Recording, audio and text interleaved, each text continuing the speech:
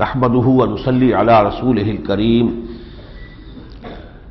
اما بعد فاعوذ بالله من الشيطان الرجيم بسم الله الرحمن الرحيم يا ايها الذين آمنوا اذا تداينتم بدين الى اجل مسمى فاكتبوه صدق الله العظيم رب اشرح لي صدري ويسر لي امري واحلل عقدة من لساني يفقهوا قولي اللهم ربنا الہمنا رشدنا واعذنا من شرور انفسنا اللهم ارنا الحق حقا وارزقنا اتباعه وارنا الباطل باطلا وارزقنا اجتنابه اللهم وفقنا لما تحب وترضى آمین یا رب العالمین۔ آج ہمیں سب سے پہلے تو سورہ بقرہ کے آخری 2 رکوعوں کا مطالعہ کرنا ہے۔ یہ حصہ کل رہ گیا تھا۔ سورہ بقرہ کی جو 39واں رکوع ہے اس میں قرآن حکیم کی طویل ترین آیت آئی ہے، آیت الدین، یعنی انسانی معاملات میں، کاروبار میں، لین دین میں جہاں بھی کہیں قرض کا معاملہ آ رہا ہو اس کے بارے میں خصوصی احکام ہیں جو دیے گئے ہیں۔ اس لیے کہ کہاوت آپ نے سنی ہوگی، القرض مقراض المحبہ، یہ قرض جو ہے یہ محبت کی قینچی ہے، کاٹ دیتی ہے۔ لیکن یہ کہ اسی قرض کو ضرورت تو پڑتی ہے دنیا میں، لیکن اس کے لیے جو احکام اللہ تعالیٰ نے دیے ہیں ان کی پابندی کی جائے تو پھر اس کے اندر وہ مضرت کا پہلو نہیں رہتا۔ فرمایا اے اہل ایمان، جب بھی تم کوئی معاملہ کرو ادھار کا ایک وقت معین تک کے لیے تو لازماً اس کو لکھ لو۔ فاکتبوہ، یہ صیغہ امر ہے، الامر للوجوب، لکھو، یہ گویا کہ فرض اور واجب کے درجے میں۔ چنانچہ میں آپ کو یہ حدیث سنا دوں، حضور نے فرمایا 3 قسم کے افراد ہیں کہ جن کی فریاد کو اللہ سنتا ہی نہیں، روتے رہے، جھینکتے رہے، جو چاہے کرتے رہے، اللہ سنتا ہی نہیں ان کی بات۔ ان میں سے ایک وہ ہے کہ جب قرض کا معاملہ کرتا ہے تو لکھتا نہیں ہے اور بعد میں روتا ہے۔ تو بھلے آدمی، تم نے پہلے میرا حکم نہیں مانا تو اب تم روتے رہو، میں تمہاری بات نہیں سنوں گا۔ دوسرا شخص وہ ہے کہ جو اپنی بیوی کے ہاتھوں لالا ہے، شکایت کرتا ہے، روتا رہتا ہے، لوگوں کے پاس جاتا ہے، طلاق نہیں دیتا، حالانکہ میں نے تو تمہارے لیے راستہ کھول دیا ہے، اب اگر تم اس پر عمل نہیں کرتے ہو تو تمہاری کوئی فریاد میں نہیں سنوں گا۔ ایک تیسرا کون ہے وہ میرے ذہن میں اس وقت نہیں ہے۔ بہرحال یہ اس کی اہمیت ہے، فاکتبوہ، اس کو لکھ لینا چاہیے، اور یہ کہ اس پر شہادت بھی ہونی چاہیے۔ وَاسْتَشْهِدُوا شَهِيدَيْنِ مِن رِّجَالِكُمْ فَإِن لَّمْ يَكُونَا رَجُلَيْنِ فَرَجُلٌ وَامْرَأَتَانِ مِمَّن تَرْضَوْنَ مِنَ الشُّهَدَاءِ أَن تَضِلَّ إِحْدَاهُمَا فَتُذَكِّرَ إِحْدَاهُمَا الْأُخْرَىٰ۔ اس تحریر پر پھر 2 گواہ بھی بنا لو۔ وہ گواہ وہ ہونے چاہیے جو تمہارے مردوں میں سے ہو، 2 گواہ۔ لیکن اگر 2 مرد دستیاب نہیں ہے، کوئی موقع ایسا ہے کہ نہیں ہے موجود، تو پھر 1 مرد اور 2 خواتین۔ اور یہاں الفاظ آئے ہیں، اور جس پر کہ آج کل بڑا واویلا ہمارے مغربی تہذیب کے دلدادہ خواتین جو شور مچاتی ہیں کہ آخر یہ عورت کی گواہی آدھی کیوں ہو گئی مرد کی گواہی سے؟ وہ تو مساوات مرد و زن کا ان کے تو دماغ میں جو ہے وہ ایک خناس جو ہے سمایا ہوا ہے۔ تو فرمایا ان تضل احداہما، مبادا یہ کہ ان میں سے ایک بھول جائے، فتذکر احداہما الاخری، تو دوسری یاد دلا دے۔ اب اس میں سوال پیدا ہوتا ہے کہ جہاں تک نسیان کا معاملہ ہے وہ تو مردوں میں بھی ہے، عورتوں میں بھی ہے۔ البتہ اس آیت سے معلوم ہوتا ہے، غور کرنے سے اس کی توجیہ اور اس کی حکمت بھی سمجھ میں آ جاتی ہے۔ اللہ خالق ہے مردوں کا بھی، عورتوں کا بھی، تو اللہ جانتا ہے کہ عورتوں میں کیا کوئی کسی اعتبار سے کوئی کمی ہے، اس نے خود ان میں بھول کا مادہ زیادہ رکھا ہے۔ کیوں رکھا ہے؟ اسی صورت میں ہم پڑھ چکے ہیں، للرجال علیہن درجہ، مردوں کو عورتوں پر ایک درجہ فوقیت کا حاصل ہے۔ گویا کہ عورت کو تابع ہو کر رہنا ہے زندگی بھر، اپنے شوہر کے تابع۔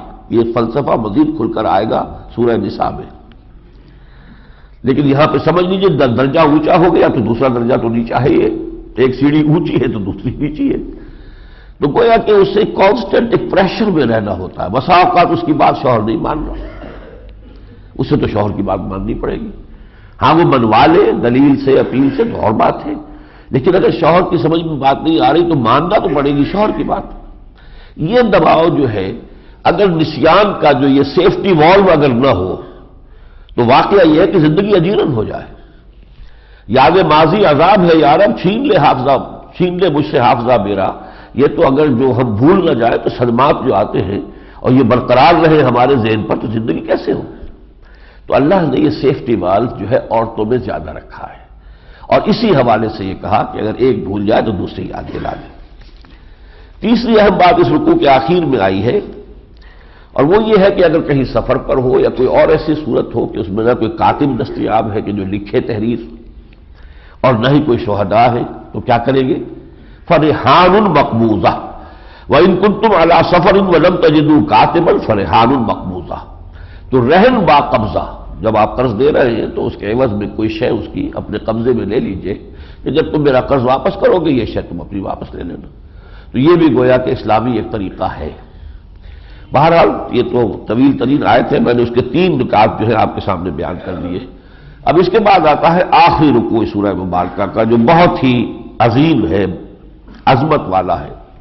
اور یہ عام معاملہ بھی ہے قرآن مجید کی صورتوں کا کہ ابتدائی آیات بھی صورتوں کی بہت جامع، بہت مؤثر ہوتی ہیں، اور اختتامی آیات بھی اسی طریقے سے نہایت جامع، نہایت مؤثر ہوتی ہیں. اور میں نے آپ کو بتایا تھا قرآن کا اسلوب خطبے کا ہے.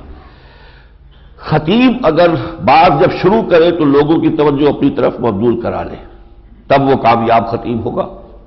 تو شروع کا انداز ایسا ہونا چاہیے کہ سب کی توجہ کو اپنی طرف کھینچ لے، پھر چاہے وہ دائیں بائیں کی بات کرے لیکن آخر میں پھر جامع بات کہہ دے.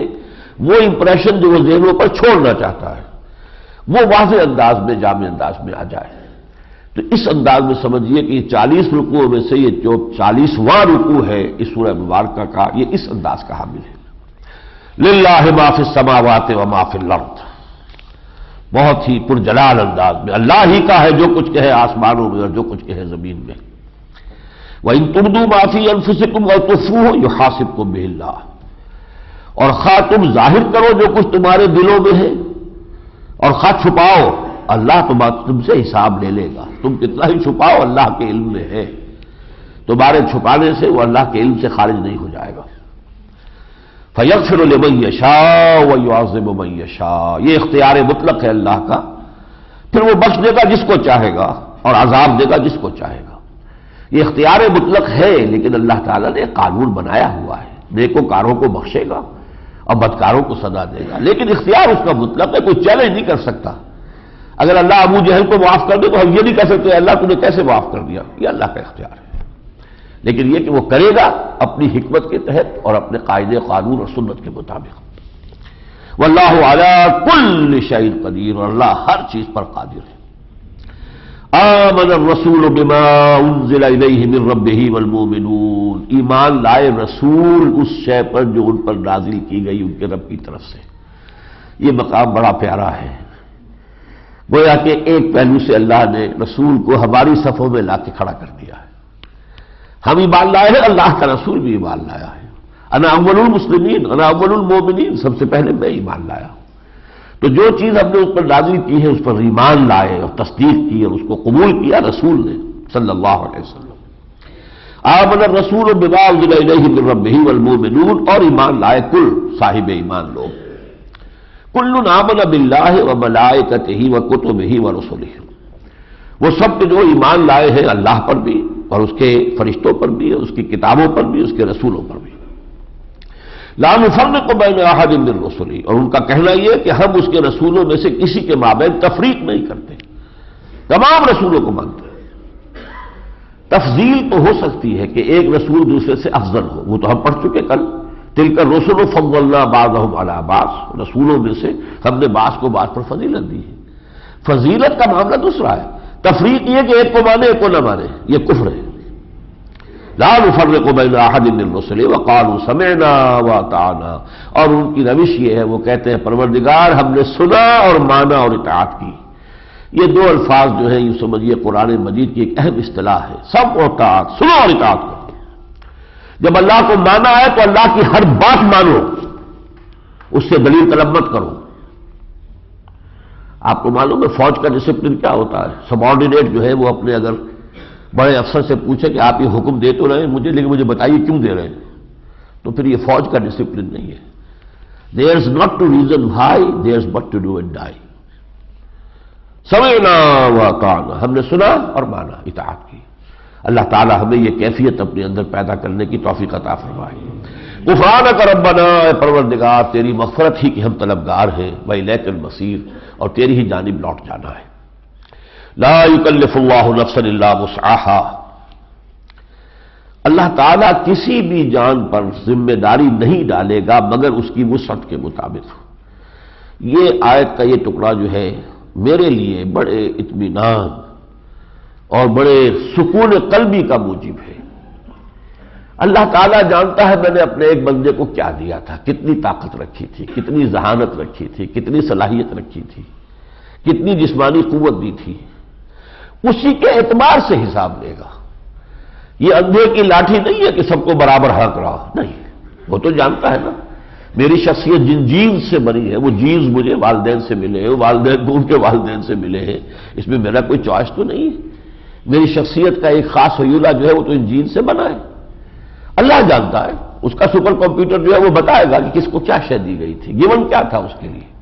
اب اس میں اس نے کتنی محنت کی. ایک ہینڈی کیپ پرسن ہے لیکن وہ اپنی سے پوری محنت کر گیا ہے، کامیاب ہو جائے گا.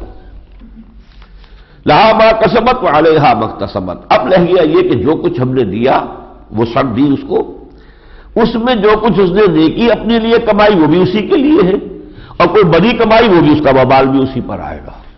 وہ خیر و شر جو بھی کمائے گا اب وہ خود اس کا ذمہ دار ہے اور وہ اس کا سزاوار ہوگا. اس کے بعد یہ دعا آ رہی ہے، بہت عظیم دعا ہے، اور وہ سنیے. ایک ہی آیت ہے طویل اور دعا بہت طویل ہے.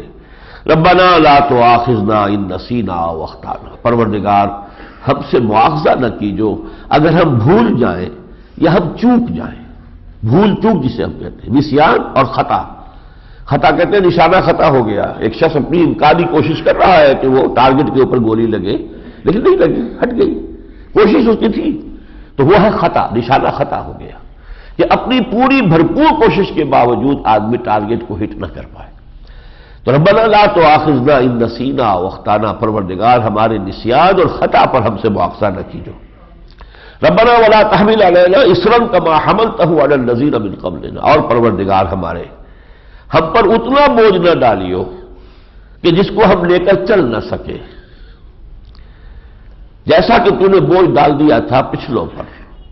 حمل کہتے ہیں وہ بوجھ جس کو لے کر انسان چل سکے، اسر کہتے ہیں وہ بوجھ کے جس کے تحت پھر انسان دب کر رہ جائے، چل نہ سکے.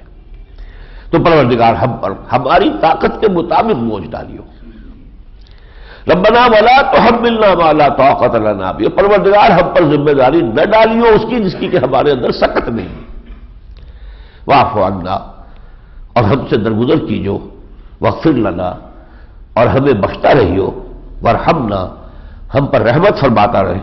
انت مولانا، تو ہمارا ساتھی ہے، تو ہمارا ولی ہے، ہمارا مولا ہے، ہمارا پشت بنا ہے، ہمارا مددگار ہے.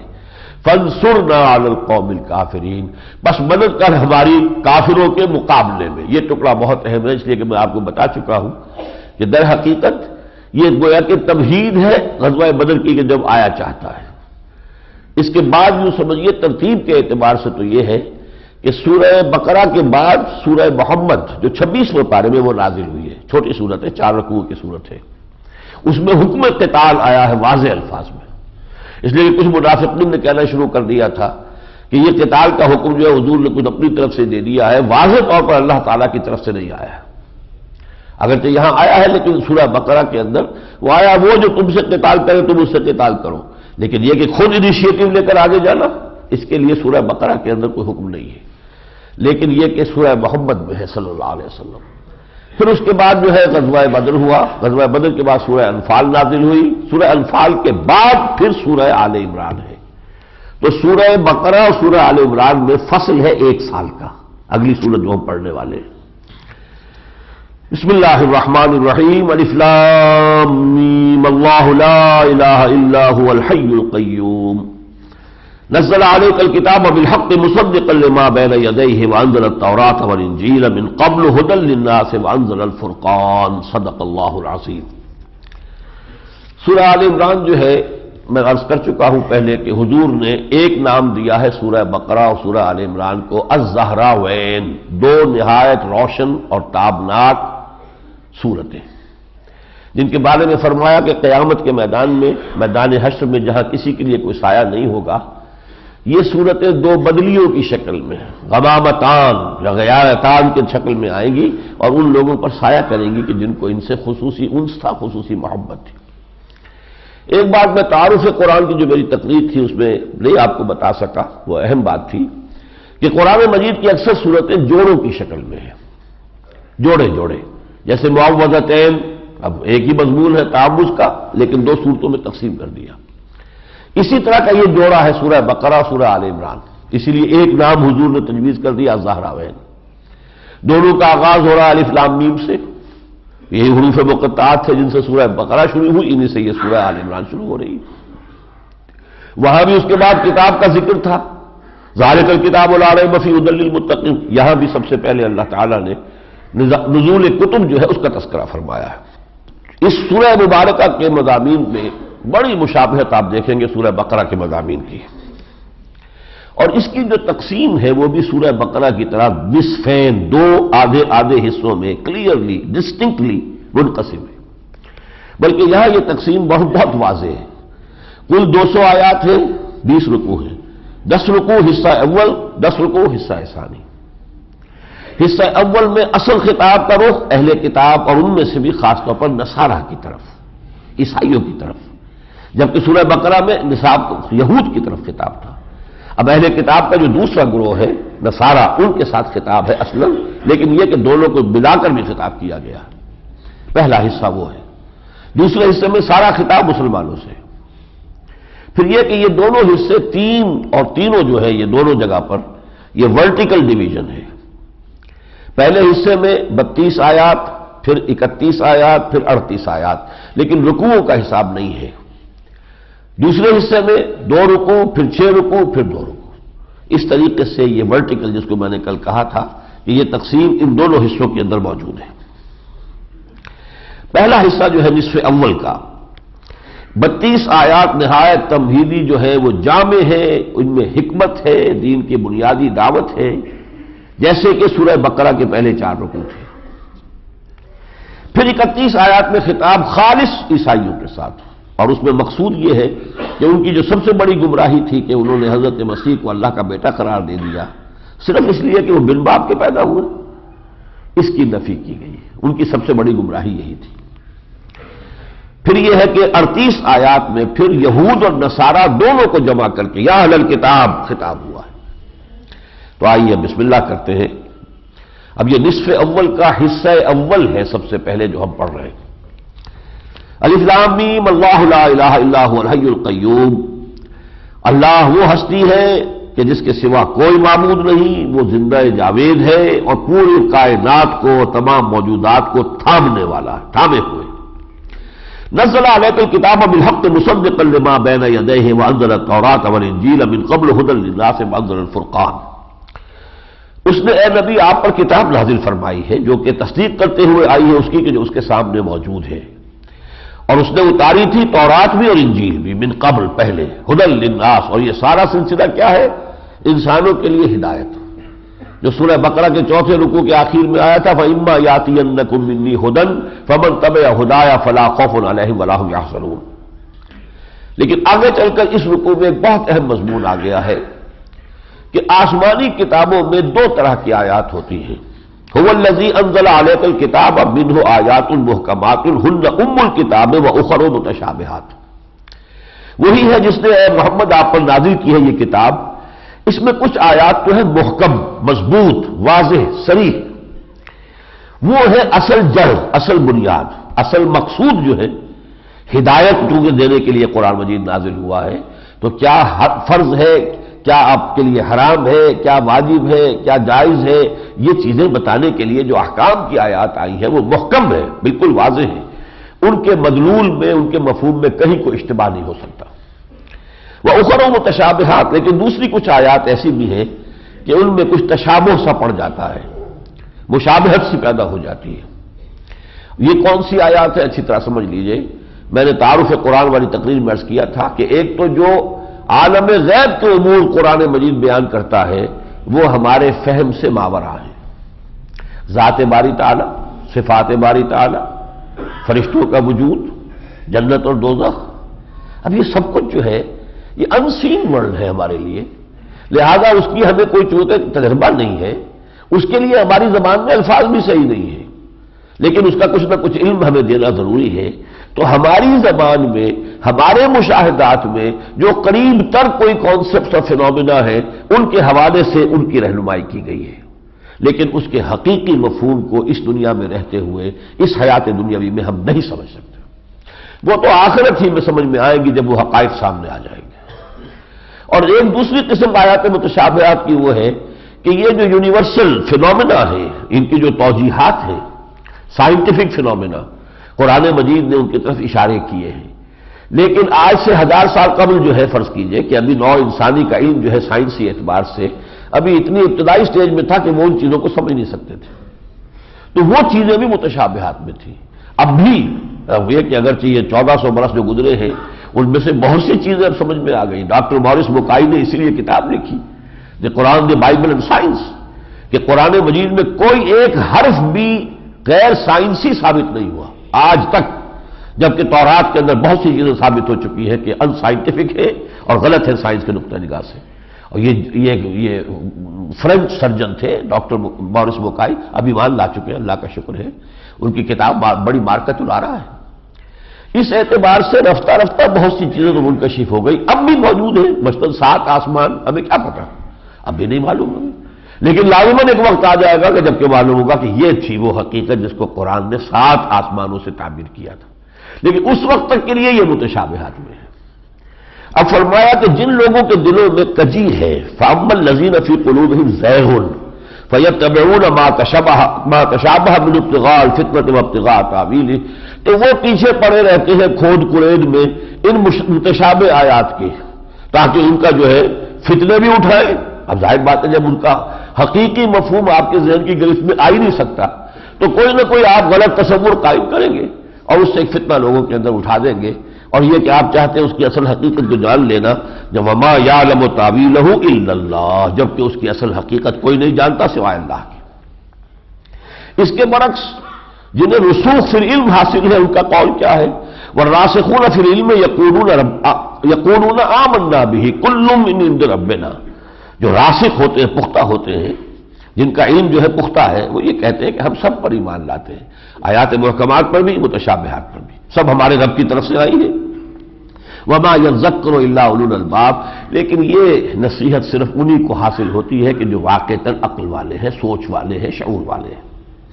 وہ کیا کہتے ہیں؟ یہ بڑی پیاری دعا آئی ہے، ربنا لا تزغ قلوبنا بعد إذ هديتنا، اے رب ہمارے جب کہ تو نے ہمیں ہدایت دی ہے تو اب ہمارے دلوں کو کج نہ ہونے دے، ہمارے دلوں کو کجی میں نہ ڈال۔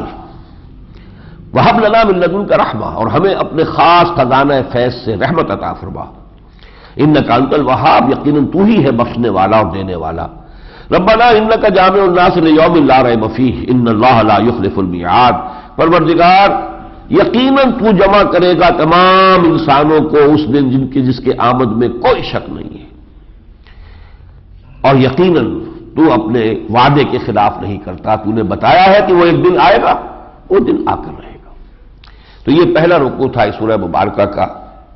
دوسرے رکوع میں کچھ چیلنج کے انداز میں کفار سے کہا گیا ہے کہ تم چاہے کتنا ہی ایڑی چوٹی کا زور لگا لو، لیکن اللہ تعالیٰ کا یہ دین جو ہے یہ غالب آ کر رہے گا۔ اب چونکہ غزوہ بدر کے بعد بنو قینقاع جو قبیلہ تھا یہود کا، اس نے کچھ سرکشی اختیار کی تھی، تو معلوم ہوتا کہ اس کی طرف روح سخن ہے، لیکن اس رکوع کے اندر ایک بہت بڑی نفسیاتی حقیقت بھی آئی ہے۔ وہ کیا ہے؟ زُيِّنَ لِلنَّاسِ حُبُّ الشَّهَوَاتِ مِنَ النِّسَاءِ وَالْبَنِينَ وَالْقَنَاطِيرِ الْمُقَنطَرَةِ مِنَ الذَّهَبِ وَالْفِضَّةِ وَالْخَيْلِ الْمُسَوَّمَةِ وَالْأَنْعَامِ وَالْحَرْثِ، یہ ریئلزم ہے قرآن کا، حقیقت پسندی، حقیقت کا اعتراف ہونا چاہیے۔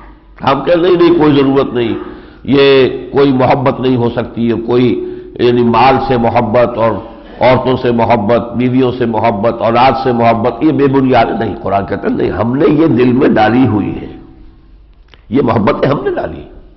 یہ محبتیں نہ ہو تو دنیا کا دھندا جو ہے یہ رونقیں کہاں رہے پھر؟ یہ ساری رونقیں جو ہے تو انہی محبتوں کے بل پر تو یہ سارا نظام چل رہا ہے۔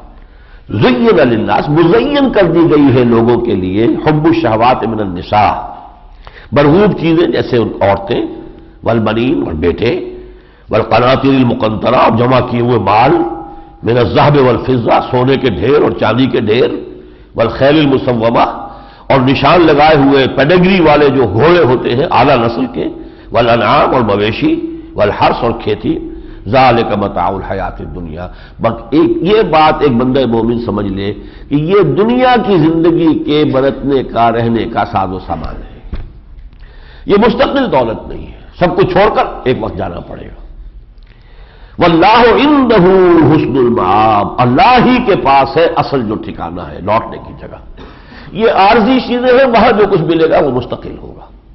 اصل نعمت وہ ہے، یہ اس کا ایک سایہ سا ہے، ایک ٹرانزیشنل سا ایک پیریڈ ہے جو ہماری زندگی کا ہے۔ اصل زندگی وہ ہے وَإِنَّ الدَّارَ الْآخِرَةَ لَهِيَ الْحَيَوَانُ لَوْ كَانُوا يَعْلَمُونَ۔ یہ کون لوگ ہیں جو اس حقیقت تک پہنچ جاتے ہیں؟ الذین یقولون ربنا اننا آمنا فاغفر لنا ذنوبنا وقنا عذاب النار، وہ یہ کہتے ہیں پروردگار ہم ایمان لائے، بس ہمارے گناہ بخش دے اور ہمیں عذاب نار سے، جہنم کی آگ سے ہمیں بچا لے۔ اور ان کی صفات کیا ہے؟ الصابرین والصادقین والقانتین والمنفقین والمستغفرین بالاسحار، جو کہ صبر کرنے والے ہیں، راست باز، راست گو، راست رو ہے۔ صادق میں تینوں پہلو آ جائیں گے، راست باز، راست رو، راست گو، صحیح بات کہنی، صحیح راستے پر چلنا، صحیح طرز عمل اختیار کرنا۔ والقانتین، فرما برداری اختیار کرنے والے، والمنفقین اور خرچ کرنے والے اللہ کی رضاجوئی کے لیے، والمستغفرین بالاسحار اور صبح کے اوقات میں استغفار کرنے والے۔ یہ جو رات کا پچھلا پہر ہے جسے آپ انگریزی میں کہتے ہیں the small hours of the morning, اس میں کوئی جاگے اور اس وقت اللہ سے استغفار کرے، یہ تہجد کا وقت ہے، تو یہ گویا کہ بہت ہی بابرکت وقت ہے۔ تو یہ سارے اوصاف اللہ تعالی ہمیں توفیق دے کہ ہم اپنے اندر پیدا کر لیں۔ تیسرے رکوع میں بھی ایک بہت عظیم دعا آئی ہے۔ اس سورہ مبارکہ میں دعائیں جو ہیں ان میں ایک سے ایک بڑھ کر جو ہے مؤثر دعا ہے۔ قل اللہم مالک الملک تؤتی الملک من تشاء وتنزع الملک ممن تشاء وتعز من تشاء وتذل من تشاء بیدک الخیر انک علی کل شیء قدیر تولج اللیل فی النہار وتولج النہار فی اللیل وتخرج الحی من المیت وتخرج المیت من الحی وترزق من تشاء بغیر حساب۔ کہو اے نبی، کہو اے مسلمانوں، کہو اے اللہ جو کل مالک الملک ہے، کل کائنات کا مالک مطلق ہے، تو تل ملک من تشاء، تو ملک اور حکومت اور اقتدار دیتا ہے جس کو چاہتا ہے، وتنزع الملک ممن تشاء اور سلب کر لیتا ہے، چھین لیتا ہے اقتدار اور حکومت اور غلبہ جس سے چاہتا ہے، وتعز من تشاء اور تو عزت دیتا ہے جس کو چاہتا ہے، وتذل من تشاء اور تو ذلیل کر دیتا ہے جس کو چاہتا ہے۔ اختیار تیرے ہاتھ میں ہے، بیدک الخیر، خیر کل کا کل تیرے ہاتھ میں ہے، انک علی کل شیء قدیر اور یقیناً تو ہر شے پر قادر ہے۔ تولج اللیل فی النہار، وہ تو رات کو پروتا ہوا لے آتا ہے دن میں، وتولج النہار فی اللیل، دن کو پروتا ہوا لے آتا ہے رات میں سے، وتخرج الحی من المیت، مردہ میں سے زندہ کو برآمد کرتا ہے، مردہ زمین پڑی ہوئی تھی اور اس کے اندر سے لہلہاتے ہوئے پودے نکل آئے، وہ زندگی کا مظہر ہے۔ وتخرج المیت من الحی اور زندہ میں سے مردہ کو نکالتا ہے، وترزق من تشاء بغیر حساب اور تو رزق دیتا ہے جس کو چاہتا ہے بغیر حساب۔ یہ جو نصف اول کا حصہ اول ہے، اس کی آخری دو آیات اب آپ کو سنا رہا ہوں، یہ چوتھے رکوع کے شروع میں آئی ہے اور اس میں فرق بیان کیا گیا ہے۔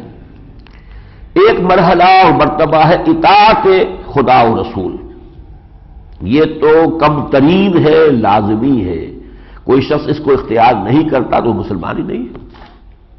کہیں پاؤں پھسل گیا، غلطی ہو گئی، وہ بات اور ہے، لیکن اصول کے طور پر اسے اختیار کرنا پڑے گا کہ مجھے ماننا ہے اللہ کو اور اس کو رسول کو اور اس کے ہر حکم کی اطاعت کرنی ہے.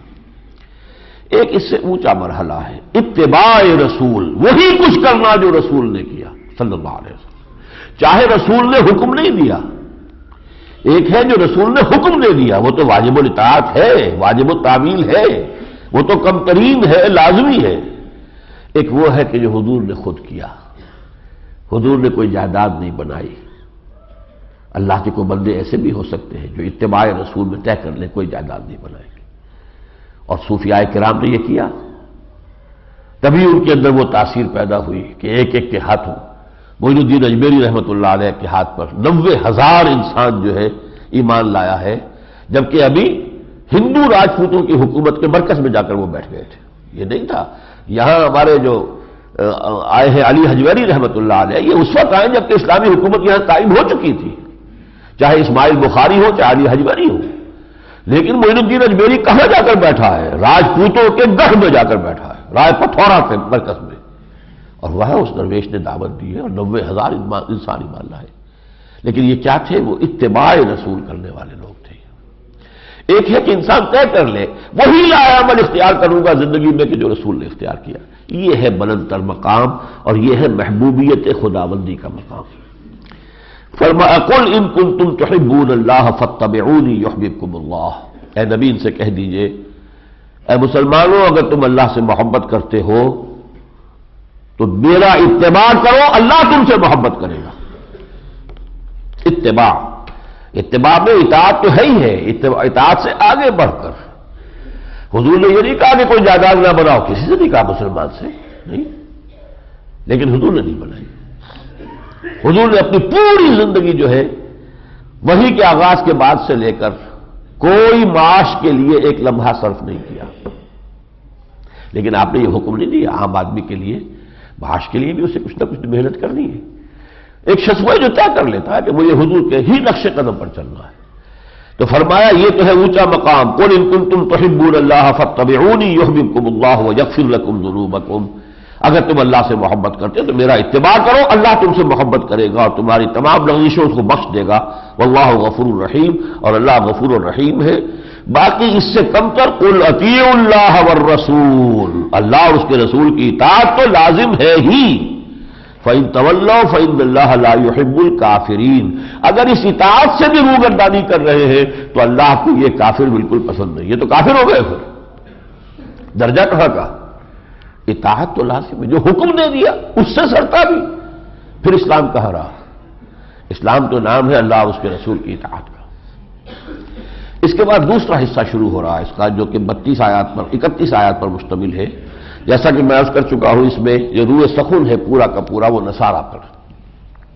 حضرت مسیح علیہ السلام کے حالات کچھ بیان کیے، اور اس میں خاص طور پر جو ہے یہ بھی سمجھ لیجئے کہ یہ سن 9 ہجری میں نازل ہوئی ہیں آیات. نجران جو ہے عرب کے جنوب میں ایک علاقہ ہے جہاں پہ کہ عیسائی آباد تھے. عرب کے شمال میں یہ خیبر کا علاقہ تھا، وہاں یہودی آباد تھے. نجران یہ جنوب میں تھا، یہاں عیسائی آباد تھے. وہاں سے وفد آیا تھا بہت بڑا، 75 افراد کا، اور 3 بڑے ان کے علماء آئے تھے حضور سے گفتگو کرنے کے لیے. تو الوہیت مسیح کا مسئلہ اس پر ساری گفتگو ہوئی. وہ ہے گفتگو کہ جس کے لیے اللہ تعالیٰ نے یہ آیات نازل کی اپنے بندے محمد صلی اللہ علیہ وسلم کی رہنمائی کے لیے. چنانچہ اس میں آغاز ہوتا ہے ان اللہ اصطفیٰ آدم ونوحا وآل ابراہیم وآل عمران علی العالمین. اللہ تعالیٰ نے آدم اور نوح اور آل ابراہیم اور آل عمران ان سب کو تمام جہان والوں پر فوقیت دی اور پسند کر دیا. یہ نبوت کا سلسلہ جو چلا ہے حضرت آدم سے لے کر حضرت نوح تک آدم کی اولاد میں، نوح کے بعد سے لے کر حضرت ابراہیم تک نوح کی اولاد میں، حضرت ابراہیم کے بعد سے حضرت محمد تک حضرت ابراہیم کی اولاد میں. لیکن اس کے بعد خاص طور پر ذکر ہو رہا ہے حضرت یحییٰ، ان کے والد تھے حضرت زکریا، بہت بوڑھے ہو چکے تھے، بہت بوڑھے، اور ان کی جو اہلیہ تھیں وہ بھی بہت نیک خاتون تھی لیکن ساری عمر بانجھ رہی تھی. حضرت مریم جب پیدا ہوئی ہیں تو ان کی والدہ نے نظر مان لی تھی کہ پروردگار میرے پیٹ میں اس امید میں کہ بچہ لڑکا ہوگا وہ میں ہر ذمہ داری سے اسے آزاد کر کے تیرے ہیکل، تیری عبادت گاہ جو ہے اس کے خادموں میں شامل کر دوں گی کہ اس کی خدمت کرے۔ رب انی نذرت لک ما فی بطنی محررا، جو میرے پیٹ میں جو بچہ ہے وہ میں تیری نذر کرتی ہوں۔ اللہ نے اس نذر کو قبول کر لیا، لیکن جب بچہ ہوا تو وہ بچی تھی مریم۔ اب انہوں نے جو کہا رب انی وضعتها انثی، پروردگار یہ تو میں جو جنی ہوں یہ تو لڑکی ہو گئی ہے پیدا۔ اللہ نے فرمایا وَلَيْسَ الذَّكَرُ كَالْأُنثىٰ، جیسی یہ لڑکی ہے ویسا کون سا لڑکا ہوگا۔ مریم کا جو مقام ہے، وَإِنِّي سَمَّيْتُهَا مریم، پھر یہ کہ انہوں نے کہا والدہ نے کہ میں نے مریم ان کا نام رکھا ہے۔ بہرحال اللہ تعالیٰ نے پھر مریم کو حضرت زکریا جو اس وقت کے نبی تھے ان کی کفالت میں دے دیا، ان کی تربیت، ان کی پرورش وہ حضرت زکریا کے ہاں ہے۔ حضرت زکریا جب بھی ہیکل میں داخل ہوتے تھے، حجرہ تھا ایک علیحدہ حضرت مریم کا، دیکھتے تھے وہاں انواع و اقسام کے کھانے رکھے ہوئے، بے موسمی میوے رکھے ہوئے، یہ کہاں سے آ رہے ہیں؟ وہ پوچھتے تھے یا مریم انا لک ھذا، یہ کہاں سے آ جاتے ہیں؟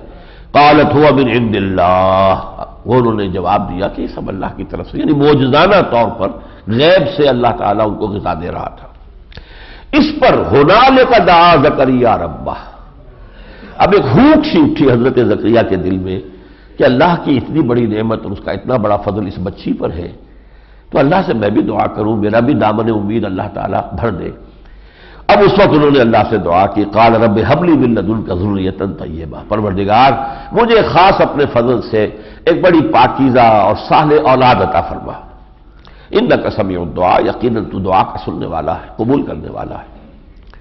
فنادت الملائکۃ وهو قائم یصلی فی المحراب، تو فرشتوں نے انہیں پکار کر کہا جبکہ وہ محراب میں نماز پڑھ رہے تھے، ان اللہ یبشرک بیحییٰ، اللہ تعالیٰ بشارت دیتا ہے تمہیں یحییٰ کی، مصدقا بکلمۃ من اللہ، وہ تصدیق کریں گے اللہ کے کلمے کی، اللہ کی طرف سے کلمہ آنے والا ہے حضرت مسیح، ان کی تصدیق کریں گے حضرت یحییٰ، وسیدا وحسورا ونبیا من الصالحین، بڑے سردار ہوں گے اور یہ کہ مجرد تجرد کی زندگی گزاریں گے اور وہ صالحین میں سے نیک نبی ہوں گے۔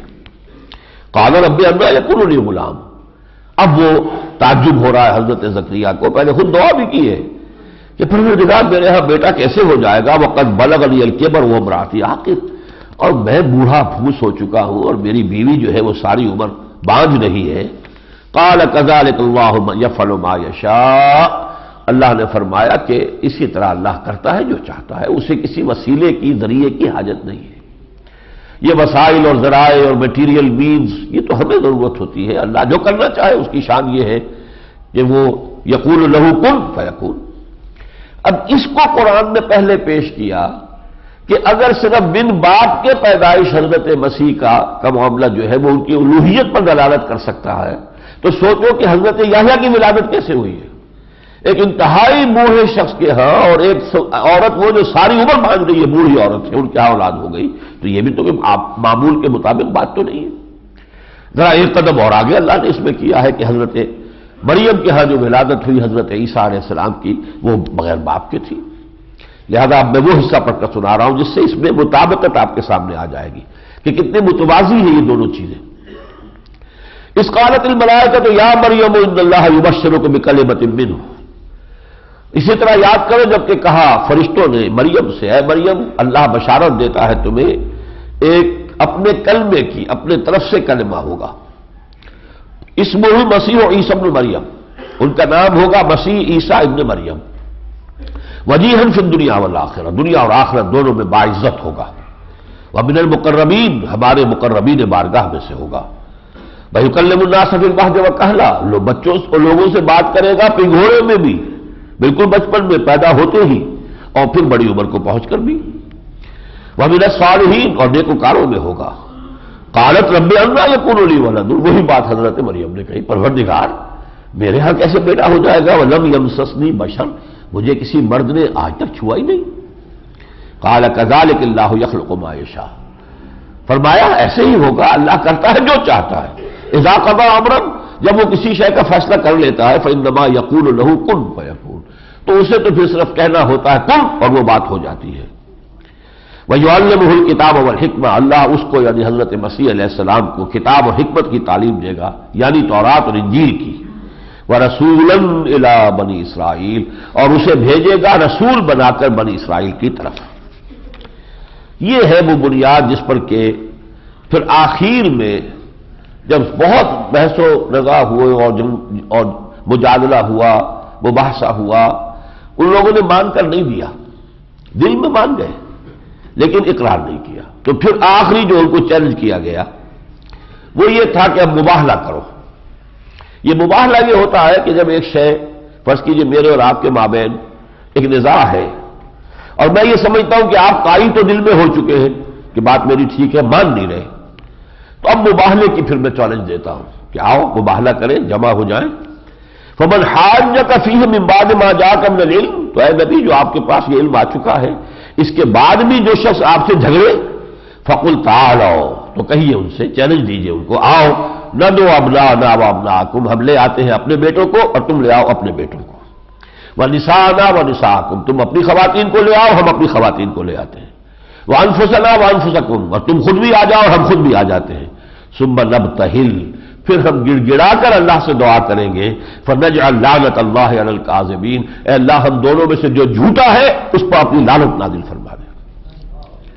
یہ ہے مباہلہ، لیکن یہ کہ انہوں نے مباہلے کا چیلنج قبول نہیں کیا، گردن جھکا کر وہاں سے چلے گئے، بات مانی بھی نہیں لیکن مباہلے کے لیے میدان میں آئے بھی نہیں۔ ان ھذا لہو القصص الحق، یہ معاملہ اللہ فرما رہا ہے بالکل حق ہے، واقعات جو ہم بیان کر رہے ہیں یہ بالکل مطابق واقعہ ہے۔ وما من الہ الا اللہ، اللہ کے سوا کوئی اور معبود نہیں، وان اللہ لہو العزیز الحکیم، اور یقینا اللہ زبردست ہے حکمت والا، فان تولوا فان اللہ علیم بالمفسدین، پھر بھی اگر وہ روگردانی کرے تو اللہ اپنے ایسے مفسدوں کو خوب جانتا ہے۔ اس کے بعد جیسا کہ میں نے عرض کیا، اس حصہ اول، اس کا جو تیسرا حصہ ہے، نصف اول کا تیسرا حصہ، اس میں جو 7واں رکوع آ رہا ہے یہ ہے پورا کا پورا دعوت کا انداز، میں وہ چاہوں گا کہ پورا ترجمہ کروں۔ قل یا اہل الکتاب تعالوا الی کلمۃ سواء بیننا وبینکم، اے نبی کہہ دیجئے اہل کتاب، اب یہاں دونوں بریکٹڈ ہو گئے ہیں، نصارہ اور یہود، اے کتاب والو آ جاؤ ایک ایسی بات پر ہم جمع ہو جائیں جو ہمارے اور تمہارے مابین مشترک ہے، اللہ نعبد الا اللہ، ہم اللہ کے سوا کسی کی بندگی نہ کریں، ولا نشرک بہ شیئا، اس کے ساتھ کسی کو شریک نہ ٹھہرائیں، ولا یتخذ بعضنا بعضا اربابا من دون اللہ، ہم ایک دوسرے کو اپنے میں سے ہی ارباب نہ بنا لیں اللہ کے سوا، وہ ان کا درجہ اتنا بڑھا دیں انسانوں میں سے کسی کا کہ وہ بھی اللہ کے برابر ہو جائے۔ فإن تولوا، پھر اے مسلمانوں اگر یہ پیٹھ موڑ لیں، اس دعوت کو قبول نہ کریں، فقولوا اشہدوا بأننا مسلمون، تو تم کہہ دو کہ بھائی گواہ رہو ہم مسلمان ہیں، ہم تو ان باتوں کے ماننے والے ہیں۔ یا اہل الکتاب لم تحاجون فی ابراہیم، اب دیکھیے بڑا پیارا انداز، اہل کتاب تم ابراہیم کے بارے میں کیسے جھگڑ رہے ہو ہم سے؟ وما انزلت التوراۃ والانجیل الا من بعدہ، حالانکہ تورات اور انجیل تو اس کے بعد نازل ہوئی ہے، تمہارا سارا جو ہے تورات کی بنیاد پر یہ یہودیت کھڑی ہوئی ہے اور انجیل کی بنیاد کے اوپر عیسائیت قائم ہے، یہ دونوں تو تم بھی مانتے ہو کہ ابراہیم علیہ السلام کے بہت بعد نازل ہوئی، تورات نازل ہو رہی ہے حضرت ابراہیم علیہ السلام کے کم سے کم 1500 برس بعد، اور انجیل جو آ رہی تقریباً 3000 برس بعد آ رہی ہے، تو غور طلب بات ہے۔ وما انزلت التوراۃ والانجیل الا من بعدہ افلا تعقلون، تو عقل سے کام نہیں لیتے۔ ہاں انتم ہؤلاء حاججتم فیما لکم بہ علم، تم نے ابھی تک تو ہم سے جو بھی جھگڑا کیا، حجت بازی کی، بہرحال وہ ایسے معاملات ہیں جن میں تمہارے پاس کوئی علم ہے، فلم تحاجون فیما لیس لکم بہ علم، تو ایسی باتوں کے بارے میں کیوں جھگڑ رہے ہو جس کے لیے کوئی دلیل ہی تمہارے پاس نہیں، کوئی علم ہی نہیں۔ واللہ یعلم وانتم لا تعلمون، اللہ جانتا ہے تم نہیں جانتے۔ ما کان ابراہیم یہودیا ولا نصرانیا، ابراہیم نہ یہودی تھے نہ نصرانی تھے، وہ نہ نصرانی تھے نہ یہودی تھے، ولیکن کان حنیفا مسلما، یکسو اللہ کے فرما بردار بندے تھے۔ وما کان من المشرکین، اور ہرگز مشرکوں میں سے نہیں تھے۔ ان اولی الناس بابراہیم للذین اتبعوہ، ابراہیم سے قریب ترین لوگ تو وہ ہیں جو ان کی پیروی کرتے ہیں، اور وہ کون ہے؟ وہذا النبی، وہ ہے یہ نبی محمد صلی اللہ علیہ وسلم، والذین آمنوا، اور جو ایمان لائے ہیں ان پر، واللہ ولی المؤمنین، اور یقیناً اللہ تعالی ان اہل ایمان کا ساتھی ہے، پشت پناہ ہے۔ ود طائفۃ من اہل الکتاب لو یضلونکم، اے مسلمانوں یہ جو گروہ ہے اہل کتاب کے یہ تلے ہوئے ہیں کہ تمہیں گمراہ کر کے چھوڑیں گے، وما یضلون الا انفسهم وما یشعرون، لیکن یہ نہیں گمراہ کر سکیں گے مگر اپنے آپ کو، لیکن انہیں اس کا شعور نہیں ہے، راہ حق سے اور بھٹکتے چلے جا رہے ہیں، دور سے دور تک جا رہے ہیں، ان کی ضد اور ہٹ دھرمی جو ہے وہ جو اور محرومیت کی جو منزلیں ہیں ایک سے آگے دوسری جو ہے وہ طے کرا رہی ہے۔ یا اہل الکتاب لما تکفرون بآیات اللہ، دیکھیے انداز جو ہے، دلیل، اپیل، دعوت کے اندر دونوں چیزیں ہوتی ہیں، دلیل بھی تھی اب اپیل بھی ہے۔ یا اہل الکتاب لما تکفرون بآیات اللہ وانتم تشہدون، کیوں انکار کر رہے ہو اللہ کی آیات کا جبکہ تم خود گواہ ہو، تمہارا دل گواہی دے رہا ہے کہ یہ حق ہے۔ یعرفونہ کما یعرفون ابناہم، پھر بھی تم کفر کر رہے ہو۔ یا اہل الکتاب لما تلبسون الحق بالباطل، اے اہل کتاب کیوں تم حق کے اوپر باطل کے پردے لگا رہے ہو اور اس کے اوپر جو ہے پردے ڈال رہے ہو، وتکتمون الحق وانتم تعلمون، اور تم حق کو چھپا رہے ہو جانتے بوجھتے۔ 8ویں رکوع میں ایک بڑی اہم سازش کا تذکرہ ہے، یہ جو فرمایا گیا کہ یہ تلے ہوئے ہیں مسلمانوں تمہیں گمراہ کر کے چھوڑیں گے، تو جب سیدھے ہاتھوں سیدھی انگلیوں گھی نکلتا نظر نہیں آیا تو انہوں نے ٹیڑھی انگلیاں کر کے ایک سازش کی۔ وہ سازش کیا تھی؟ وقال طائفۃ من اہل الکتاب آمنوا بالذی انزل علی الذین آمنوا وجہ النہار واکفروا آخرہ لعلہم یرجعون، اہل کتاب کے کچھ لوگوں نے، اور یہاں اہل کتاب سے مراد واضح طور پر یہودی ہے، اس لیے کہ مدینے میں تو عیسائی تو تھے نہیں، ان کے گروہ نے یہ طے کیا کہ ایسا کرو کہ صبح کے وقت تو ایمان کا اعلان کر دو بھی ہم بھی ایمان لے آئے محمد پر صلی اللہ علیہ وسلم، واکفروا آخرہ، اور شام کو کفر کا اعلان کر لو، بھائی دیکھ لیا ہم نے قریب جا کے کچھ نہیں رکھا، یہ دور کے ڈھول سہانے تھے۔ اب اس سازش کو پورا کرنے کے لیے وہ دن بھر رہے ہوں گے حضور کی محفل میں تاکہ لوگوں پر یہ اثر ڈال سکے کہ ہم تو بڑی نیک نیتی سے ایمان لائے تھے، بڑی اچھی توقعات ہمیں تھی، ہم سمجھتے تھے کہ واقعی کچھ روحانیت ہمیں ملے گی، کوئی علم ملے گا، دیکھ لیا ہم نے یہ سب دور کے ڈھول سہانے کچھ نہیں ہے، شام کو مرتد ہو جاؤ۔ لعلہم یرجعون، شاید کہ یہ بھی لوٹے، یعنی ایک دغدغہ بہت سے لوگوں کے دلوں میں پیدا ہو سکتا ہے، یہ بڑے لوگ تھے، عالم لوگ تھے، بڑے متقی تھے، امامے اور ان کے قبائیں اور ابائیں تھیں، سب تھی، اور یہ آئے تھے بڑے خلوص کے ساتھ۔ اب یہ بہرحال کچھ نہ کچھ تو دیکھا ہوگا نا، انہوں نے کوئی نہ کوئی تو غلط شے دیکھی ہوگی جس کی وجہ سے یہ واپس گئے ہیں، تو کچھ نہ کچھ لوگوں کے اندر جو ہے نفسیاتی طور پر وہ جو ساکھ تھی ایمان کی اور اسلام کی، اس کو نقصان پہنچانے کے لیے انہوں نے یہ سازش کی۔ یہ ہے کہ جو انہوں نے ہتھ کنڈے استعمال کیے، لیکن اللہ تعالیٰ کا فضل ہے کہ ان کے تمام یہ ہتھ کنڈے ناکام ہوئے، لیکن یہ کہ یہودیوں کی یعنی یہ بات ماننی پڑتی ہے سازشی ذہن جو ہے ان کا، اس کی جو صلاحیت ان کے اندر ہے، کانسپیریسیز، اس کا تو اندازہ آپ کو کرنا ہو تو ولیم وائکر کی کتاب پونز ان دی گیم پڑھیے، یہ پوری زائنسٹ موومنٹ اور اس سے پہلے آرڈر آف دی ایلومیناٹی 1776 میں جو قائم ہوا تھا، یہ 250 برس میں جو انقلاب دنیا میں لے آئے ہیں اپنے سازشی پروگرام کے تحت، اس کا کچھ اندازہ شاید آپ کو ہو سکے۔ اسی رکوع میں پھر آگے ایک بڑی حقیقت کا اعتراف بھی ہے، اور یہ بات بڑی ضروری ہوتی ہے دعوت کے لیے کہ اگر آپ کے مخالف کے اندر بھی کوئی پہلو اچھا ہے تو اسے تسلیم کریں، تاکہ وہ بھی سمجھے کہ یہ کوئی ہمارے دشمن اس معنی میں نہیں ہے ہٹ دھرم، بلکہ ہمارے اندر کوئی خیر ہے تو خیر کو ہی تسلیم کر لیتے ہیں۔ فرمایا کہ ان میں سے کچھ لوگ ایسے بھی ہیں وَمِنْ أَهْلِ الْكِتَابِ مَنْ إِنْ تَأْمَنْهُ بِقِنْطَارٍ يُؤَدِّهِ إِلَيْكَ، کہ اگر ان کے پاس تم ڈھیروں سونا رکھوا دو امانت تو یہ واپس کر دیں گے، خیانت نہیں کریں گے۔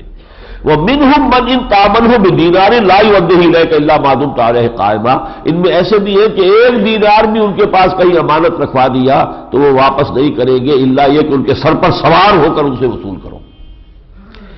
یہ جو ان کا طرز عمل تھا، اب اس کی ایک بنیاد تھی مذہبی طور پر جو انہوں نے گھڑ لی تھی، یہ بنیاد تورات میں نہیں ہے، تالمود میں ہے، اور موجودہ یہودیت جو ہے یوں سمجھیے کہ اصل میں وہ تالمود ہے ان کی کتاب، تورات تو بس ایک مقدس صحیفہ ہے، ایک تاریخ ہے، اس سے زیادہ تورات کی اہمیت ان کے ہاں نہیں ہے۔ سارا عمل ان کا جو ہے، کیونکہ ان کی ساری فقہ جو ہے وہ تالمود میں ہے، سارے ان کے جو فیصلے وہ سب تالمود میں۔ تالمود میں یہ ہے کہ کوئی یہودی کسی غیر یہودی کو دھوکہ دے سکتا ہے، اس کا مال ہڑپ کر سکتا ہے، اس کو خیانت کر سکتا ہے، جو چاہے کرے، اس کے اوپر کوئی ملامت نہیں، یہودی کے ساتھ نہ کرے۔ غیر یہودی سے سود بھی لو، آپس میں سود کا لین دین نہیں ہوگا، یہ ان کی تالمود کی شریعت ہے جس پر کہ وہ عمل پیرا ہے۔ فرمایا ذالک بانہم قالوا لیس علینا فی الامیین سبیل، یہ اس لیے کہ انہوں نے یہ چیز گھڑ لی ہے کہ امیین یعنی جنٹائلز یا گوئمز یعنی غیر یہودی، یہودیوں کے نزدیک پورے انسان تو صرف یہودی ہے، باقی جو انسان ہے غیر یہودی وہ انسان نظر آتے ہیں، حقیقت میں انسان نہیں ہے، وہ تو حیوان ہے۔ اور جیسے گھوڑے کو تانگے میں جوڑنا آدمی کا حق ہے، ایسے ہی ان حیوانات نما انسانوں کو یا انسان نما حیوانات کو ایکسپلائٹ کرنا اور ان سے مفادات حاصل کرنا یہ ہمارا حق ہے، یہ ان کا فلسفہ ہے ڈکلیئرڈ۔ اور اس پر دی ادر اسرائیل کے نام سے ایک ڈاکومنٹری ویڈیو بھی بنا ہے، عیسائیوں نے بنایا ہے، کہ جنہوں نے اس کتاب کے حوالے سے تالمود کے صفحات سامنے دکھائے ہیں، انڈر لائن کر کے ہائی لائٹ کر کے ساری باتیں دکھائی ہیں، دی ادر اسرائیل، کہ یہ ہے اصل اسرائیل۔ اس لیے کہ ایک تحریک چل رہی ہے امریکہ میں کہ جو وائٹ امریکن جو ملیشیاز ہیں، وائٹ کرسچین ملیشیاز، وہ یہود کے بہت مخالف ہیں اور وہ ان کی ساری حقیقت وہ کھود کھود کر لا رہے ہیں۔ وَيَقُولُونَ عَلَى اللَّهِ كَذِبًا وَهُمْ يَعْلَمُونَ، اور یہ سب جو جھوٹ جڑ رہے ہیں اللہ پر جانتے بوجھتے ہوئے، اللہ نے تو کبھی ایسی بات نہیں کی کہ غیر یہودی کو جیسے چاہو تم ستا لو، جیسے چاہو دھوکہ دے دو، جیسے چاہو اسے لوٹ لو، جو چاہو کرو۔ پھر اسی رکوع میں ایک اور حقیقت آئی ہے اور اس میں روئے سخن اب ہے نصارہ کی طرف۔ جیسا کہ میں نے عرض کیا تھا، یہ حصہ جو ہے تیسرا حصہ ہے، نصف اول کا تیسرا حصہ 38 آیات پر مشتمل ہے، اس میں دونوں کی طرف، لیکن کوئی بات زیادہ جو ہے وہ یہود کی طرف ہے اور کسی بات کا زیادہ روئے سخن جو ہے وہ نصارہ کی طرف ہے۔ ما کان لبشر ان یؤتیہ اللہ الکتاب والحکم والنبوۃ ثم یقول للناس کونوا عبادا لی من دون اللہ، کسی بشر کے لیے یہ روا نہیں ہے، یہ ممکن نہیں ہے کہ اللہ تو اسے کتاب عطا فرمائے، حکمت عطا فرمائے، نبوت عطا فرمائے، پھر وہ لوگوں سے یہ کہے کہ میرے بندے بن جاؤ، اللہ کی بجائے میرے بندے بن جاؤ۔ یعنی یہ تم نے گھڑ لیا ہے، حضرت مسیح کو بھی الوہیت میں شامل کر لیا ہے، یہ تمہارا اپنا معاملہ ہے، مسیح کی طرف سے کوئی ایسی بات تم ثابت نہیں کر سکتے۔ اور یہ واقعہ ہے جو گاسپلز ہیں چاروں، سینٹ میتھیو کی ہو، سینٹ جان کی ہو، سینٹ لوک کی ہو، جتنی بھی میتھڈ چاروں گاسپلز کے نونیکل، کہیں یہ نہیں الوہیت مسیح کا تذکرہ ان میں موجود نہیں ہے۔ یہ بعد میں سینٹ پال وغیرہ نے اور لوگوں نے جو ہے وہ بدعات ایجاد کی ہیں، ورنہ حضرت مسیح نے کبھی نہیں کہا میرا اور تمہارا آسمانی خدا، میرا اور تمہارا آسمانی باپ۔ انہوں نے یہ نہیں کہا میرا ہی باپ ہے، وہ نہیں، میرا اور تمہارا آسمانی باپ۔ جیسے باپ پروان چڑھاتا ہے پالتا ہے، ایسے ہی پروردگار کی جو پرورش کرنے کی صفت ہے اس کو باپ سے تعبیر کیا، میرا اور تمہارا آسمانی باپ۔ لیکن کہیں انہوں نے کہا کہ مجھے پوجو، ولیکن کونوا ربانیین، وہ تو یہی کہے گا کہ اللہ کے بندے بنو، اللہ کو پوجو، بما کنتم تعلمون الکتاب وبما کنتم تدرسون، اس بطفیل اس کے کہ جو تمہیں کتاب کی تعلیم دی جا رہی ہے اور جو تم پڑھتے رہے ہو، تو ان کتابوں کا تو منشا یہ ہے کہ اللہ کی بندگی کرو۔ اب نویں رکوع میں ایک بہت اہم بات آ رہی ہے کہ تمام انبیاء سے عالم غیب میں اللہ تعالیٰ نے ایک میثاق لیا تھا۔ ایک تو میثاق ہے جو تمام انسانوں سے لیا گیا، وہ سورہ آراف میں اس کا تذکرہ آئے گا، وہ مکی سورت ہے۔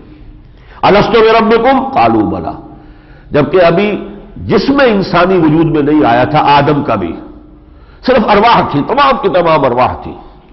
الارواح جنود مجندہ، لشکروں کے لشکر تھے، آدم سے لے کر آخری انسان جو دنیا میں قیامت تک آئے گا سب کی ارواح موجود تھی۔ ان سے عہد لیا، الستو بربکم قالوا بلی۔ اسی عالم غیب میں، عالم ارواح میں جو نبوت سے سرفراز کیے جانے والے تھے ان سے خصوصی میثاق اور قول و قرار ہوا ہے۔ وَإِذْ أَخَذَ اللَّهُ مِيثَاقَ النَّبِيِّينَ، اور یاد کرو جب کہ اللہ نے انبیاء سے بھی ایک میثاق لیا تھا، لَمَا آتَيْتُكُم مِّن كِتَابٍ وَحِكْمَةٍ، دیکھو جب میں تمہیں دوں گا کتاب اور حکمت، ثُمَّ جَاءَكُمْ رَسُولٌ، اور پھر اس کے بعد آئیں گے کوئی اور رسول، مُصَدِّقٌ لِّمَا مَعَكُمْ، جو تصدیق کرتے ہوئے آئیں گے اس کی جو تمہارے ساتھ ہے، لَتُؤْمِنُنَّ بِهِ وَلَتَنصُرُنَّهُ، تم پر لازم ہے کہ ان پر ایمان لاؤ گے اور تم پر لازم ہے کہ ان کی مدد کرو گے۔ چنانچہ ہر نبی بعد والے کی پیشن گوئی دے کر گیا ہے، حضرت مسیح حضور کی پیشن گوئی دے کر گئے، فارقلیت آئے گا تو سب کچھ تمہیں بتائے گا۔ میں ابھی تم سے اور بھی بہت سی باتیں کرنا چاہتا تھا لیکن ابھی تم ان کا تحمل نہیں کر سکو گے، جب وہ فارقلیت آئے گا تو سب کچھ بتائے گا۔ موجود ہے حضرت موسیٰ علیہ السلام کی کتاب ڈیوٹرانومی جو ہے، کتاب استثناء، اس کے 18ویں باب کی 18ویں آیت میں حضور کی پیشن گوئی موجود ہے۔ تو یہ جن کو ان کو سب دے کر گئے ہیں. قال اقررتم، اللہ نے پوچھا تم اقرار کر رہے ہو اے نبیوں، ہونے والے نبیوں جو تم بعد میں نبوت سے سرفراز کیے جاؤ گے، واخذتم علی ذلکم اسری، اور اس پر تم اپنا میرا بار عہد قبول کرتے ہو. قالوا اقررنا، ان سب نے کہا تھا ہم نے اقرار کیا. قال فاشهدوا وانا معكم من الشاهدين، تو اللہ نے فرمایا اب گواہ رہنا اس میثاق کے، اور میں بھی تمہارے ساتھ اب گواہ ہوں. فمن تولى بعد ذلك فاولئك هم الفاسقون، اور جو اس کے بعد منہ گردانی کرے گا تو وہ تو پھر سرکش ہوگا. اس کے بعد جو ہے اس میں وہ انداز جو سورہ بقرہ کے 16ویں رکوع میں آیا تھا، قولوا آمنا باللہ وما انزل الینا وما انزل الی ابراہیم واسماعیل واسحاق ویعقوب والاسباط، آیت جو کہ تو آ گئی. قل، اے نبی کہہ دیجئے، آمنا باللہ وما انزل علینا وما انزل الی ابراہیم واسماعیل واسحاق ویعقوب والاسباط وما اوتی موسیٰ وعیسیٰ والنبیون من ربہم لا نفرق بین احد منہم ونحن لہ مسلمون. یہ 9واں رکوع تھا. 10ویں رکوع میں سب سے پہلی آیت جو آ رہی ہے وہ 4تھے پارے کی پہلی آیت ہے، جس پر 2 مرتبہ میں حوالہ دے چکا ہوں. لن تنالوا البر حتى تنفقوا مما تحبون، دیکھو نیکی کے مقام تک ہرگز نہیں پہنچ سکو گے جب تک کہ اللہ کی راہ میں وہ چیزیں خرچ نہ کرو جو تمہیں محبوب ہوں. یہ معیار ہے. ظاہر بات ہے اللہ تعالیٰ اپنی محبت کا معیار تو خود ہی معین کرے گا، آپ نہیں معیار معین کر سکتے، یہ اللہ کا معاملہ ہے. لن تنالوا البر، یہ انتہائی سمجھیے کیٹیگوریکل ڈینائل ہے. یہاں پہ ہرگز نہیں پہنچ سکتے نیکی کے مقام کو حتی تنفقوا مما تحبون وما تنفقوا من شیء فإن اللہ بہ علیم، اور جو بھی کچھ تم خرچ کرو گے بھلائی کے لیے اللہ تعالیٰ اس کا علم رکھتا ہے. اس کے بعد پھر جیسے کہ پہلا جو حصہ تھا نصف اول ہم نے دیکھا سورہ بقرہ کا، حضرت ابراہیم کا تذکرہ اور خانہ کعبہ کا، یہاں بھی وہ موجود ہے. قل صدق اللہ فاتبعوا ملت ابراہیم حنیفا، اے نبی کہہ دیجیے اللہ نے سب سچ فرمایا، بس پیروی کرو ابراہیم کے طریقے کی جو یکسو تھا. وما کان من المشرکین، اور وہ ہرگز مشرکین میں سے نہیں تھا. ان اول بیت وضع للناس للذی بمکہ، پہلا گھر جو بنایا گیا ہے لوگوں کے لیے اللہ تعالیٰ کی عبادت گاہ وہ ہے جو مکے میں ہے. یہ صرف حضرت ابراہیم کا تعمیر کردہ نہیں ہے، نوٹ کر لیجیے، یہ آدم کا تعمیر کردہ ہے. پھر یہ امتداد زمانہ سے گر گیا تھا، دیواریں اس کی گر گئی تھی سیلاب کی وجہ سے. پھر اس کی بنیادیں جو موجود تھیں ان بنیادوں پر تعمیر اٹھائی ہے حضرت ابراہیم علیہ السلام نے. اذ یرفع ابراہیم القواعد من البیت واسماعیل، اللہ تعالیٰ نے نشاندہی کی یہ جگہ ہے. اول بیت وضع للناس للذی بمکہ، پہلا گھر بنا ہے. ورنہ سوچیے حضرت نوح کے زمانے میں کوئی عبادت گاہ نہیں بنی ہوگی. اول بیت وضع للناس، تو وہ تو ہے مکہ. ظاہر بات ہے یہ حضرت آدم کی تعمیر تھی. مبارکن و ہدی للعالمین، وہ بہت بابرکت ہے اور تمام جہان والوں کے لیے مبارک اور ہدایت کا ذریعہ ہے. فیہ آیات بینات مقام ابراہیم، ان میں بڑی روشن نشانیاں موجود ہیں، مقام ابراہیم ہے. ومن دخلہ کان آمنا، جو اس میں داخل ہو جاتا ہے اس سے امن میسر آ جاتا ہے. وَلِلَّهِ عَلَى النَّاسِ حِجُّ الْبَيْتِ مَنِ اسْتَطَاعَ إِلَيْهِ سَبِيلًا، اللہ کا حق ہے لوگوں پر، اہل ایمان پر، کہ اس گھر کا حج کرے جو بھی اس کی استطاعت رکھتا ہو اس کے سفر کی. وَمَنْ كَفَرَ فَإِنَّ اللَّهَ غَنِيٌّ عَنِ الْعَالَمِينَ، اور جو کفر کرے تو اللہ تعالیٰ تمام جہانوں سے بے نیاز ہے. صاحب استطاعت ہو کر حج نہ کرنا اس پر کفر کا اطلاق ہو رہا ہے، اس لیے کہ یہ للہ علی الناس حج، اللہ کا حق ہے لوگوں پر کہ وہ اس کے گھر کا حج کریں. ہاں شرط ہے استطاعت، اگر استطاعت نہیں ہے تو حج فرض نہیں ہے. استطاعت ہے اور پھر نہیں کر رہے تو یہ گویا کہ ایک طرح کا کفر ہے. ومن کفر فإن اللہ غنی حمید. اس کے بعد پھر آخری انداز جو آیا ہے اس پہلے حصے کا، حصہ اول ختم ہو رہا ہے، اللہ کا فضل ہے. نصف اول، قل یا اہل الکتاب، یہ گویا کہ وہ دعوت کے آخری فنیشنگ ٹچز ہے. لما تصدون عن سبیل اللہ من آمن تبغونها عوجا، اے نبی ان سے کہیے اے اہل کتاب، اے یہود، اے نصارہ، تم کیوں لوگوں کو روک رہے ہو اللہ کے راستے سے؟ جو کوئی ایمان لے آتا ہے تم اس کے درپے ہو جاتے ہو کہ اس کو ٹیڑھ کی طرف اور کسی غلط راستے کی طرف لے کر جاؤ. وانتم شہداء، جبکہ دل میں تم اچھی طرح جانتے ہو کہ سیدھا راستہ انہی کا ہے. وما اللہ بغافل عما تعملون، اور دیکھو اللہ غافل نہیں ہے اس سے جو تم کر رہے ہو. ایک دن تمہیں اس کی جواب دہی کرنی پڑے گی. یا ایھا الذین آمنوا ان تطیعوا فریقا من الذین اوتوا الکتاب یردوکم بعد ایمانکم کافرین. ساتھ ہی ایک نوٹ آف کوشن اہل ایمان کے لیے. اہل ایمان، اگر تم نے اطاعت کی ان اہل کتاب جن کو کتاب دی گئی تھی ان کے کسی گروہ کی، تو وہ تو تمہیں تمہارے ایمان کے بعد پھر کفر میں لوٹا کر لے جائیں گے. لہذا بی الرٹ، چوکنے رہو کہ وہ کہیں تمہیں تمہارے اس راہ حق سے مذبذب کر کے، اس میں شکوک و شبہات پیدا کر کے، شر الوسواس الخناس وسوسے پیدا کر کے تمہیں اس راستے سے برگشتہ نہ کر دیں. وَكَيْفَ تَكْفُرُونَ وَأَنْتُمْ تُتْلَىٰ عَلَيْكُمْ آیَاتُ اللَّهِ، اور تم کیسے کفر کی روش اختیار کرو گے جبکہ تمہیں تو اللہ کی آیات پڑھ کے سنائی جا رہی ہے. وَفِيكُمْ رَسُولُهُ، اور تمہارے اندر ابھی اس کے رسول موجود ہے بنفس نفیس صلی اللہ علیہ وسلم. وَمَن يَعْتَصِم بِاللَّهِ فَقَدْ هُدِيَ إِلَىٰ صِرَاطٍ مُسْتَقِيمٍ، اور جو اللہ کے ساتھ چمٹ جائے، اللہ کے دامن سے وابستہ ہو جائے، جیسے بچے کو خطرہ محسوس ہو تو ماں سے آ کے چمٹ جاتا ہے، اسی طریقے سے اللہ کے ساتھ انسان اپنے آپ کو چمٹا لے. وَمَن يَعْتَصِم بِاللَّهِ فَقَدْ هُدِيَ إِلَىٰ صِرَاطٍ مُسْتَقِيمٍ، اس کی ہدایت ہو گئی سیدھے راستے کی طرف. اللہم ربنا اجعلنا منہم. بارک اللہ لی ولکم فی القرآن العظیم ونفعنی وإیاکم بالآیات والذکر الحکیم.